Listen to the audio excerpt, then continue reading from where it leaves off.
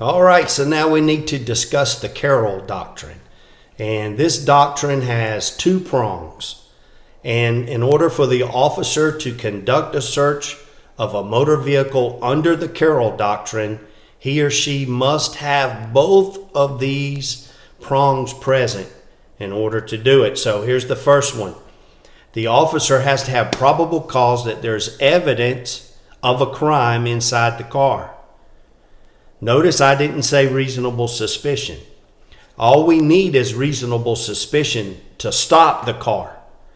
But now we want to search that car under the Carroll Doctrine. We're going to have probable cause.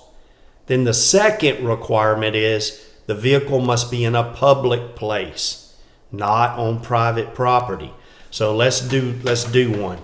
Perhaps the officer is behind a vehicle and it's weaving all over the road. So the officer can articulate the reasonable suspicion. This person is intoxicated, we need to stop this vehicle and find out what's going on. All right, so far so good. The officer pulls the car over.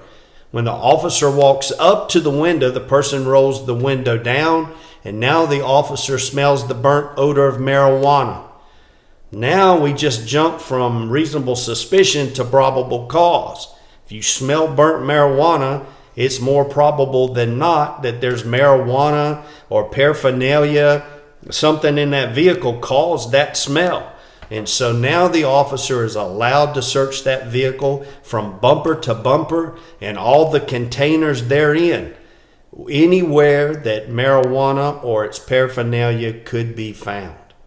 That's all we need to remember about the Carroll Doctrine. It requires probable cause and the vehicle to be in a public place. The next thing we need to understand is when can a officer search a person? And in particular, what about searches incident to arrest? Where can the officer search? What if we're inside a house, inside a car? Where can the officer search? And so the first thing is we can always search the person, basically head to toe. The law is going to allow us to thoroughly search them before we put them in a patrol car and transport them to the clerk's office. We don't want the violator to be able to pull out a gun, a knife, a hand grenade, and hurt the officer. So we're given leeway to search that person thoroughly, incident to arrest. But we're also allowed to search in this is called the wingspan rule, and that is the lungible area immediately surrounding the person we just arrested. So for instance, let's say we're in a house and the person is sitting on the couch. When we arrest that person, we can search them thoroughly, and then we can also search those behind the cushions of that couch, anywhere within that person's wingspan that they could have reached to hide weapons or paraphernalia. The next thing we need to know is when can officers do a protective sweep of a home? And the easiest way to remember this is think of whether it's just a person or if it's a car or if it's a house. There are times when the law allows us to, let's call it, frisk a person, a car, or a house. And that's really what this rule is, this protective sweep of a home. We're being allowed to frisk the house. So the only rule we need to remember about this is whenever we're wanting to do this, we have to be able to articulate a reasonable suspicion. Notice this is not probable cause. We just have to be able to articulate in court what our suspicion was to believe that that house was armed. And what we mean by that, not that there's guns in the house, it's more than that. It's that there's a person in the house with a gun that could hurt us. Then we can frisk the home to find who this person could be. All right, so there's just one little caveat more. it requires that we arrest a person inside the home. All right? So let's put the whole thing together now. When can we do a protective sweep of the home? When we make an arrest inside the home and there could be someone else lying in wait anywhere in that home with a weapon. And if we have that, we can do a protective sweep of the home. We can look anywhere a person in hiding could be found. In other words, we don't want someone jumping out of a closet, coming out from under the kitchen sink with a gun and shooting us in the back. So when we arrest a person in the home and we're able to articulate that there's someone else in this home that can attack us with a weapon, we can do a protective sweep. Related. Look how closely this is related. So if it requires reasonable suspicion to frisk a home, when can we frisk a person? When we can articulate a reasonable suspicion that the person is armed. So if I'm rolling, let's say I'm rolling on a domestic violence call and the caller, the one who dialed 911, tells us, my boyfriend has just beat me up and he is armed with a knife. And now I'm driving into their apartment complex. I see someone that fits the description of the boyfriend. That doesn't mean that it is the boyfriend. I don't have to be sure. I don't have to be certain. All I have to be able to do is articulate a suspicion as to why I think it's the boyfriend. Well, this guy fits the description. What did the lady tell on the dispatcher over the phone? He's armed with a knife. Now I can up the ante. Not only can I stop and detain him, notice he is not under arrest, but he's not free to leave either. He's detained until I can find out, is this the guy? And the law allows me, because she warned this guy is armed with a knife, I can now frisk him. All right? The takeaway, we can frisk when we have reasonable suspicion, but it takes a little bit more than that. It requires our suspicion be that the person is armed.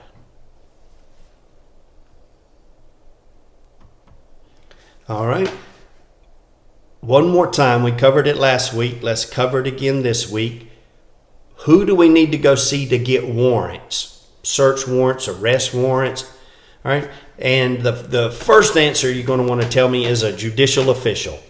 Perfect. That's right. But now we need to be more specific. If we're trying to get a warrant for inside our county, so let's assume that we are a law enforcement officer in Harnett County.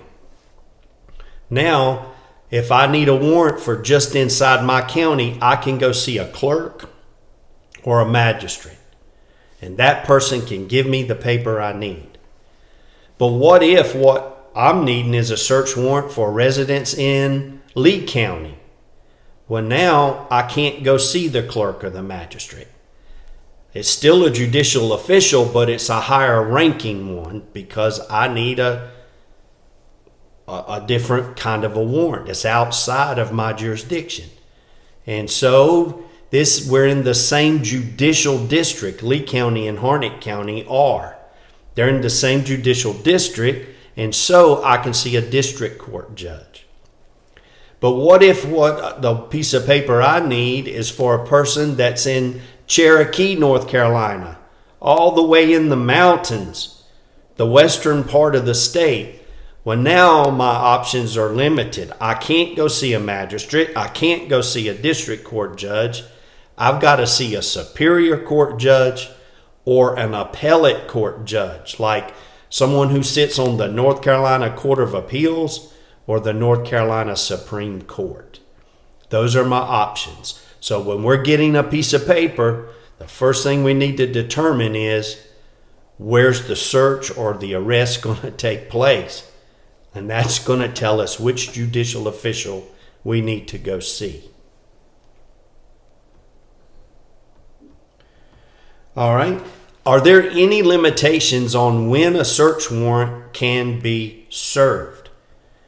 For instance, I have served search warrants before, and the person tried to bring a complaint against me and my department because we served it in the middle of the night. Is there any kind of a limitation? And no, there's not. We can serve it 24/7. Now, having said that, let me give you one little caveat. If we're going to do it in the middle of the night, we better be able to articulate to the court why we did it when we did it. So we want to have an explanation like, we have tried multiple times to serve it during the day.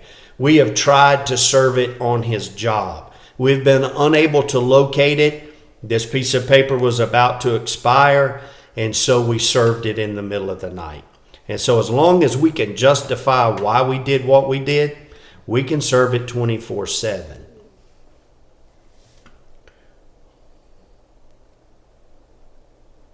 All right, what about the knock and announce rule? Now, basically, let's just do the black letter law rule first. And it says this: when we're serving a search warrant, we have to knock. And it has to be loud enough that our knocking or ringing the doorbell, everything that's going on here, has to be able to be heard in the farthest reaches of the home.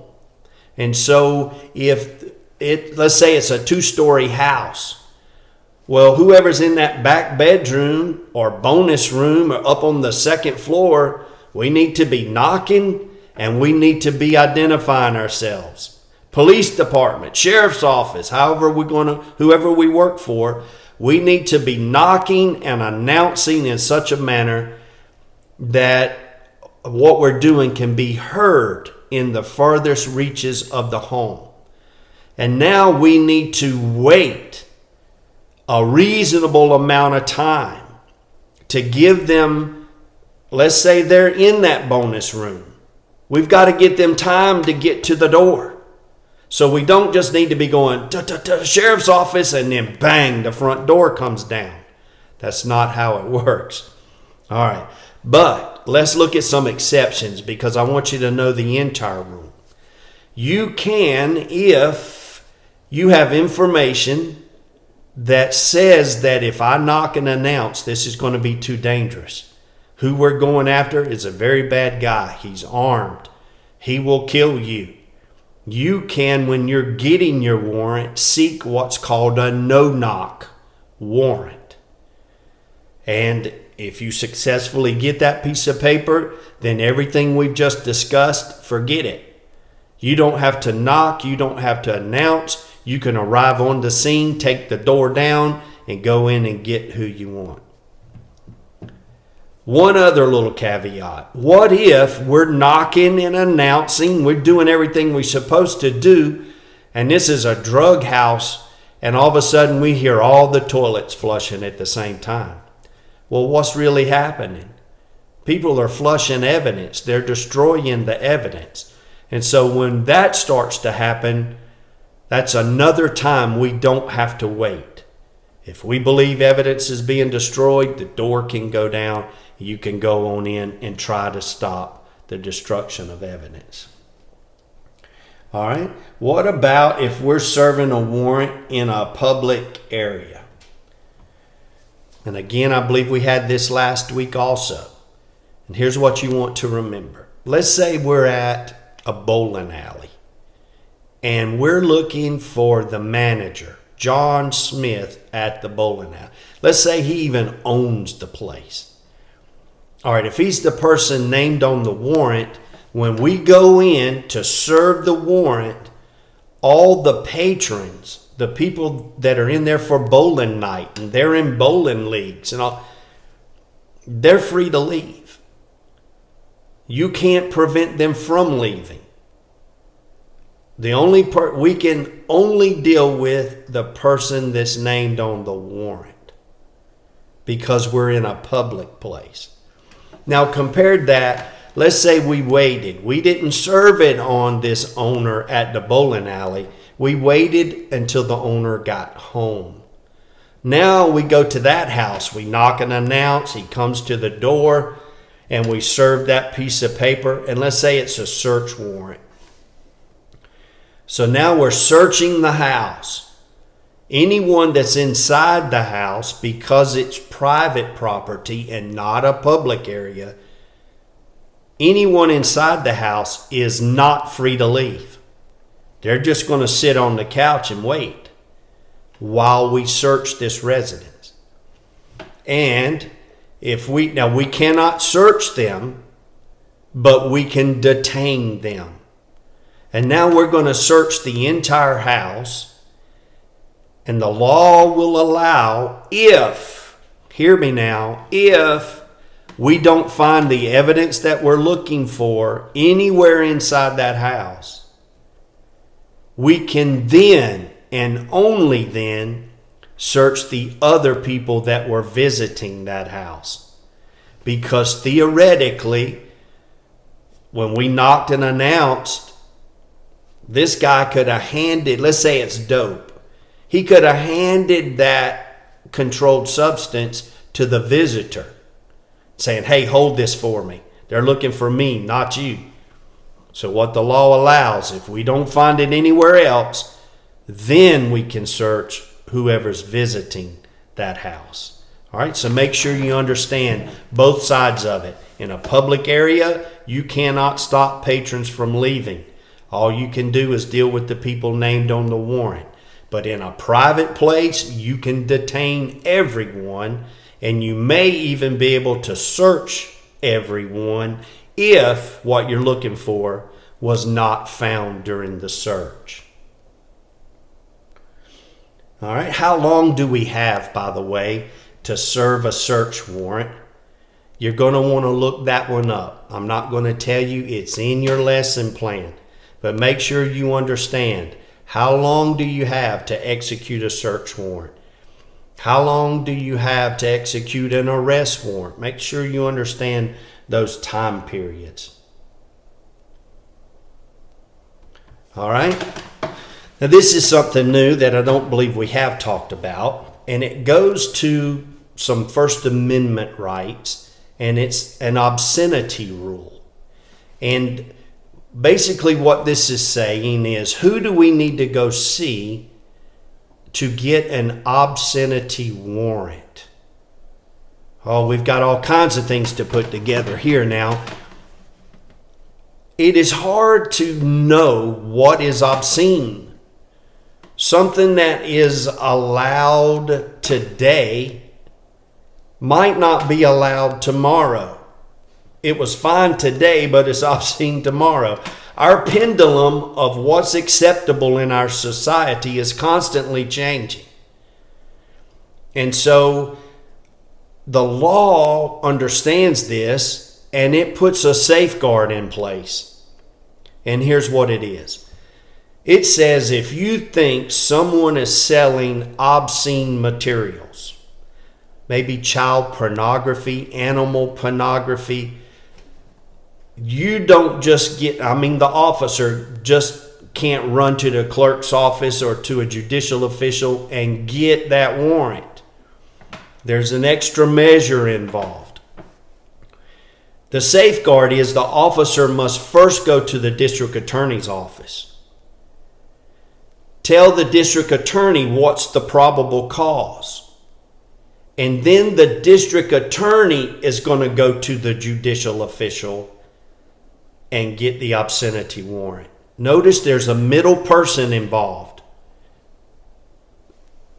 All you have to remember is the officer goes to the district attorney's office to request an obscenity warrant. All right, let me give you a real life example. One time we got a tip at my department that a video store was selling animal pornography that had been smuggled in from Norway and Sweden. And so sure enough, we sent an undercover officer in. They did a buy, and they bought a tape that had humans having sex with animals. Well, that's against the law. And so now the question's going to be, all right, we have probable cause. We just bought a tape from that store. What do we do now? Well, we want all the tapes that's in that store. We want to get all those movies off the street, and we want to arrest the people involved. And so now what someone from the department has to do is go to the district attorney's office first and get an obscenity warrant. And then we'll go and serve that warrant on that store and seize all of the obscene materials and hopefully make some arrests.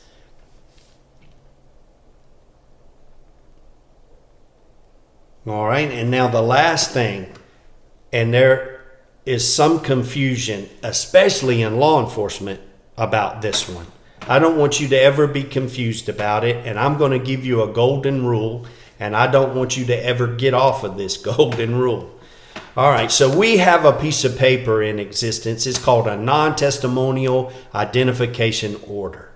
And basically, that is like a search warrant against a person instead of against a house or a car. It is allowing you to look at some things from the person. So for instance, if I have a suspect that I believe that has been breaking into houses, and I found fingerprints inside those houses, if I have probable cause to believe I know the person who did this, I can go get a non-testimonial ID order. And that means I'm not requiring them to testify verbally against themselves, non-testimonial. Instead, it's not verbal. I'm looking at their fingerprints.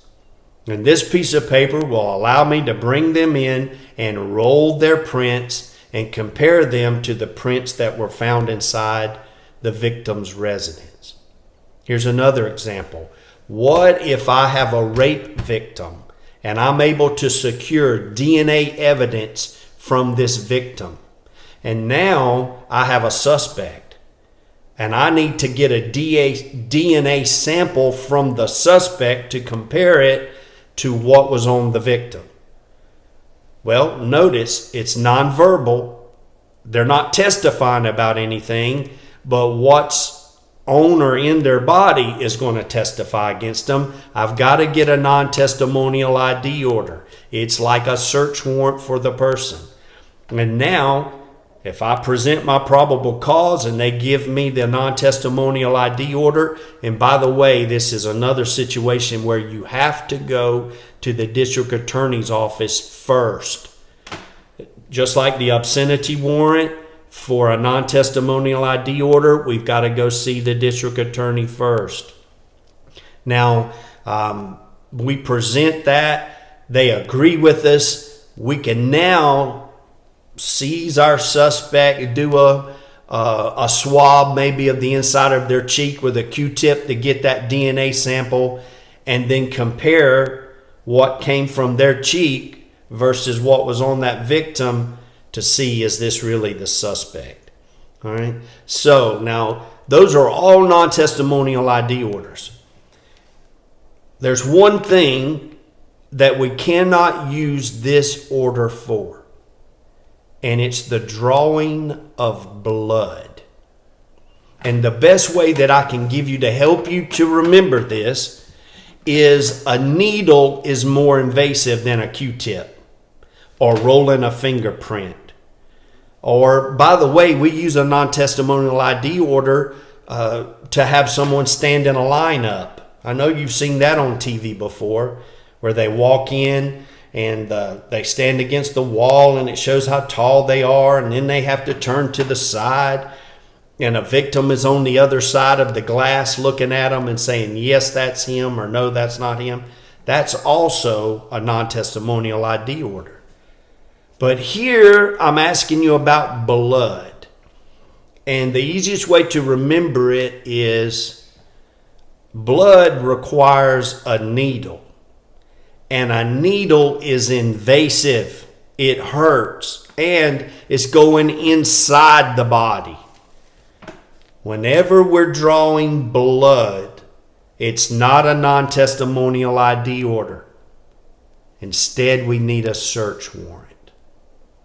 All right, so please remember that. Fingerprints, DNA, standing in a lineup, all of that. Maybe it's a hair sample from a rape victim. Perhaps pubic hair was left during the rape, and now we can take a sample of those hairs from a suspect. All of that is a non-testimonial ID order. But when it's blood, it's more invasive, needles hurt, that takes a search warrant. All right, folks, hopefully that's prepared you for everything you're going to need to know to get you ready for this next test. Good luck, everyone.